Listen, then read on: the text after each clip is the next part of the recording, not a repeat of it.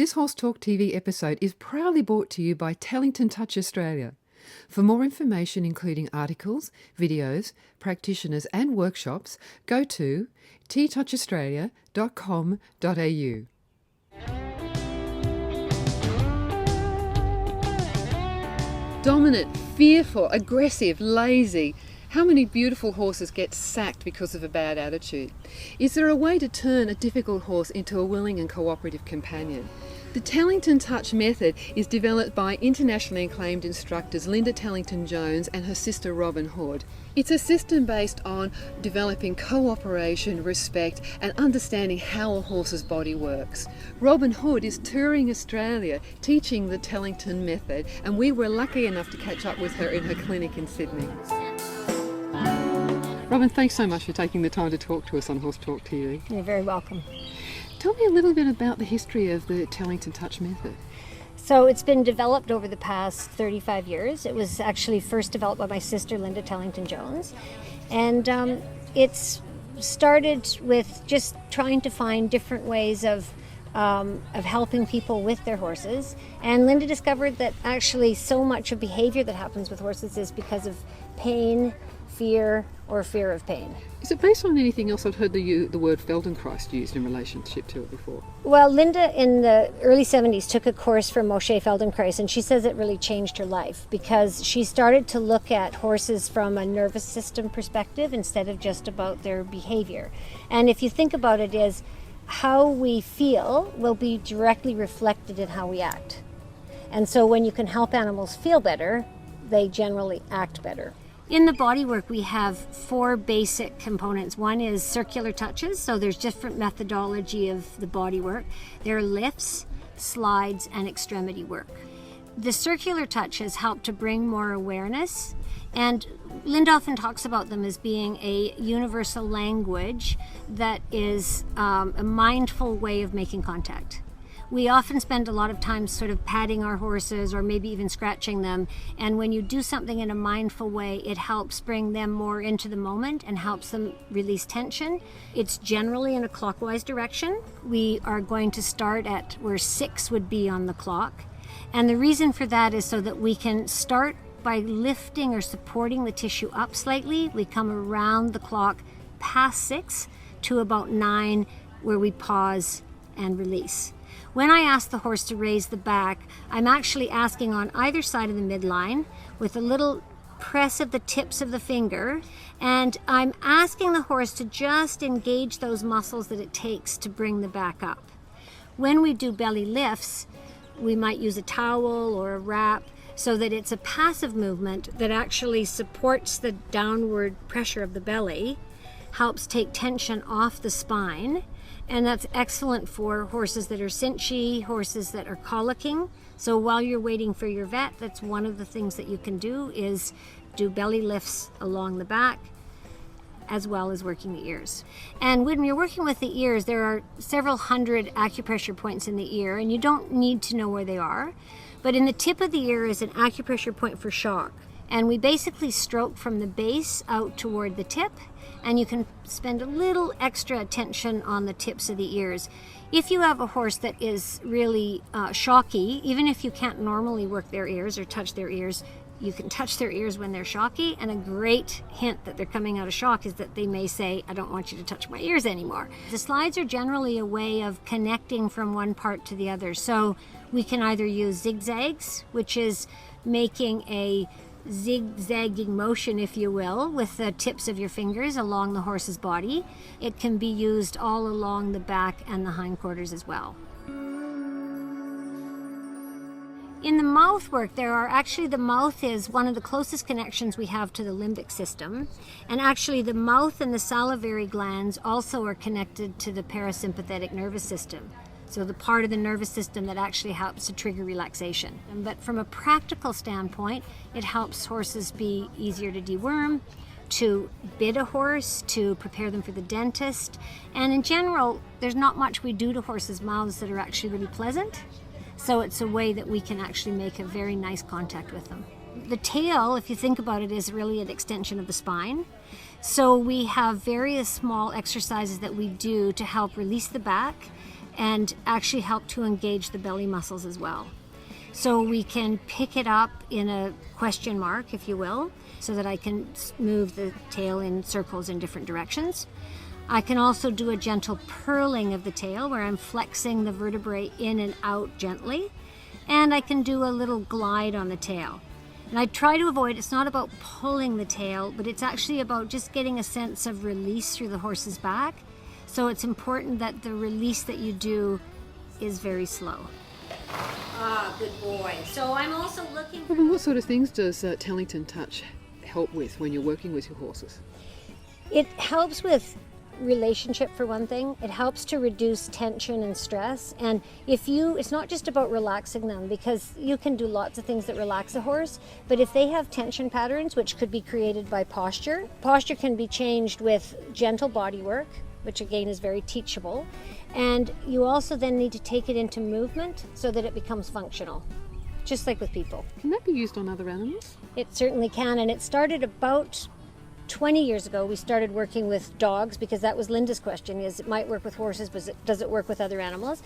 So we've pretty much worked with everything from snakes to elephants. Wow. And I recently worked on some fruit bats. Fruit bats? Yeah, and meerkats and bush babies. And really what it is with those animals is we put them into our lives and we ask them to be handled, and yet we tend to only do horrible things to them, or things that we have to in terms of treatment.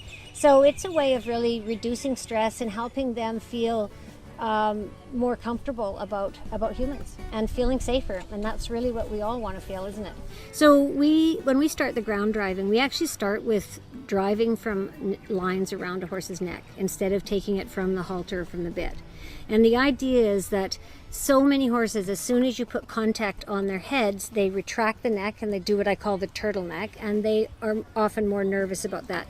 So when you have the line going around the neck, it helps them to release the base of the neck and telescope the neck. So we add that first, and in this case what we did this morning is we'd prepared the horse first the day before with some neckline driving, and then we wanted to add a second set of lines that went to the halter, so that we can start teaching horses the posture that we want them to go into under saddle. So these body wraps that we use on horses and people and dogs and snakes and all sorts of animals are basically elastic bandages, or like a tensor bandage that you might use if you had a sprained ankle. And it's important that they're not too tight a stretch. And we started using these on horses just around the body like a figure eight, because it acts sort of like a gentle cuddle, if you will, or a bit of a hug. And when you put light contact on either side of a joint, it helps to activate proprioception. So that's the part of our nervous system that tells us where we are in space. And we also found that it was interesting to let people feel what it was like for themselves, just even in terms of, so they have a sense of what it's like to be a horse. And we found some really amazing results happen. She's a rider that's had a broken pelvis at some point, and she collapses on the horse to the right. And when she put it on, she all of a sudden started to recognize and feel different parts of her back, and she started to be able to release through different parts of the back without having to think about it. So, and the head wrap, very strange, we actually started using that on dogs as way with dogs that were kind of beside themselves, you could say, and it had an effect of calming them. And when I told an acupuncturist vet friend of mine about that, she said, it makes perfect sense to me, because there's one of the governing vessel meridians is on the forehead basically, and that light pressure of it probably has a settling effect with them. It does, if I have a horse, for instance, that's nervous about things behind them, nervous about going through narrow spaces, I'll use that as a way of helping them get a really clear sense of where they're at, in a sense. It's really interesting that when we know that this horse has a tendency to be a bit reactive to the saddle. When I bring the saddle pad to his back, he stood quite well. And now when I bring the saddle towards him, he is much more reactive. He starts to lift his head. He actually twists his head around to me. He pins his ears a little bit. He starts to grab the line. And this is the point where most horses get shouted at or smacked. And what does that tell them about humans? That we don't listen to them. So all of that, I see that as just the only way that a horse can express language to us that something's not okay. And our tendency and what we've been taught in the horse world is to suppress that. If he's just being disobedient, disrespectful, dominant, alpha, whatever label that you want to put on the horse. And yet, how can they tell us that something's not okay? Wait for a moment. When you see the behavior starts, that's a good boy. When I'm balancing you in the saddle, and any rider can take this to their horses, it's about letting you know where you've got tension in the body so that you can release that tension and be as live weight as possible on the horse, allowing your joints to move and allowing you to ride with the most comfort possible. And then the other side. So it's just to sort of simulate turning, and you can rotate your body a little bit and notice most people have an easier time turning in one direction than the other. Yeah, so that's, but sometimes we don't even know that about ourselves until we actually do these little kind of checks. Our perception of straight sometimes is not real. So just go back just a hair. Now, if I press you from here, do you feel how wiggly you are? Yeah. So now, from this position, take a breath in and blow a candle out and think forward. So float forward, forward, forward, forward, forward to there. Wow. And now do you feel how stable you are? Yeah. What you did is you just ever so slightly, and it's a very subtle feeling, but now you feel how stable you are. Now lift your sternum just a little bit. And it is really about riding from the inside out, because when the rider changes small things that they do, you see it immediately reflected in the horse. Plus, it makes it more comfortable for the rider, and so many riders actually are in a lot of pain. If you're riding in pain, it's not going to help your horse. It's actually fun to do that. Like, tense yourself a little bit, find what the horse does, change something, feel what the horse does. Yesterday, we actually had an opportunity to balance the rider before she got on the horse. And our idea was, when we put her on, first of all, we wanted the horse to just stay calm so that he had a different experience than he's had in the past. And we were looking to get him sort of more connected. Now, I noticed with him that he has a tremendous amount of trouble stopping from the walk even. And what I saw was that as he starts to release and change his balance, he hasn't learned yet to shift his weight back. So we were using a balance rein, which just goes around the base of the neck, to help bring him up into balance and also again release the neck, because his tendency is to just get shorter and shorter. And we could hear it actually on the camera of him grunting. I feel like it's supporting in a gentle way around his. And she said, this is really normal. And for me, it's about him holding his breath and breathing so shallowly. And it wasn't till he could actually blow out. And it was when I actually said, if he can blow out, and all of a sudden he just started that, just really blowing his nose, if you will. And he has to do that over and over in order for him to actually start to release and let go. So to me, that's just really indicative of the level of stress that he has. Robyn, can this method be used to turn around horses that are labelled as difficult or dangerous? We certainly have taken many of those horses, and horses that people had basically given up on.